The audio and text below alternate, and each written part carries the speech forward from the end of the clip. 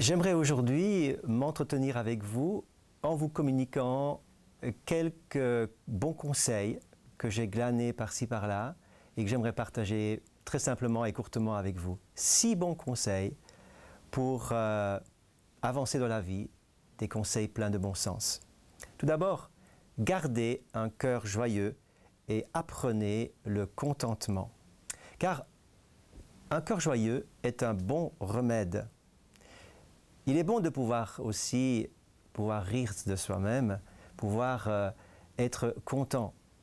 Car la Bible dit encore dans l'épître à Timothée que la piété et le contentement sont d'un grand gain. C'est une grande richesse que d'être dans le contentement, sans se plaindre sans arrêt de ce qui nous manque, de ce qu'on n'a pas, de ce qui pourrait encore être un plus de notre vie. Sachons vivre dans le contentement et la joie, car la joie de Dieu est une force. C'est un bon remède, c'est une force. Et Jésus a dit à ses disciples, « Vous aurez une joie et je veux que votre joie soit parfaite. » Et il nous donne les moyens pour que notre joie soit totale. Le deuxième bon conseil, cessez de vous prendre en pitié. Cessez de vous prendre en pitié. Un jour ou l'autre, il nous arrive toujours une mauvaise aventure, quelque chose qui ne va pas comme on aurait souhaité.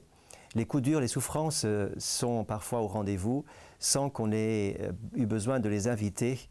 Mais les coups durs, les difficultés peuvent parfois nous rendre égocentriques, nous faire centrer notre vie sur nous-mêmes et au point qu'on ne voit que sa souffrance, que sa misère et ce qui ne va pas.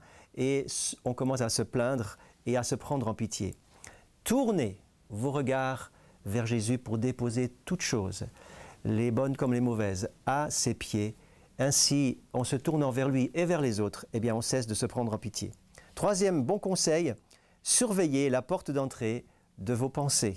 Surveillez la porte d'entrée de vos pensées. Ne laissez pas entrer n'importe quoi dans votre cœur, dans votre oreille, dans votre pensée. Ne nourrissez pas vos pensées de choses qui sont destructrices, qui sont mauvaises et qui sont accablantes. Plutôt, orientez-les par des choses positives. Et je vous encourage à lire la parole puissante de Dieu à haute voix, afin que vos pensées soient remplies de ces pensées puissantes, de ces paroles puissantes qui ont un effet positif et constructeur dans notre vie. Surveillez donc la porte d'entrée de vos pensées, mon troisième conseil. Le quatrième conseil, ne demeurez pas accroché à votre passé et abandonnez l'amertume du passé. Les choses passées sont derrière. Hier n'est plus, demain n'est pas encore. Aujourd'hui, Dieu t'aidera, dit un dicton.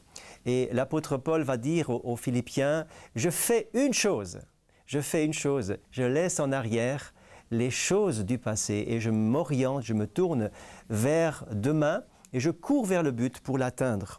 Ne demeurez pas dans le passé pour rester à ressasser le passé qui peut handicaper notre avenir.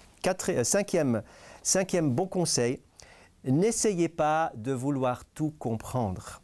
Nous aimons, c'est le propre de l'homme, nous aimons comprendre les choses, nous aimons trouver des explications, nous aimons raisonner et chercher l'origine et les solutions. C'est bien normal et c'est bien comme cela, mais nous devons réaliser, chers amis, qu'il y aura toujours des situations dans la vie où nous n'arrivons pas à trouver une explication.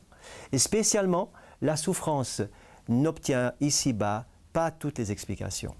Une ancienne missionnaire qui est maintenant décédée, je me souviens très bien de ce qu'elle disait. Elle disait, eh bien, ici-bas, c'est le pays des pourquoi.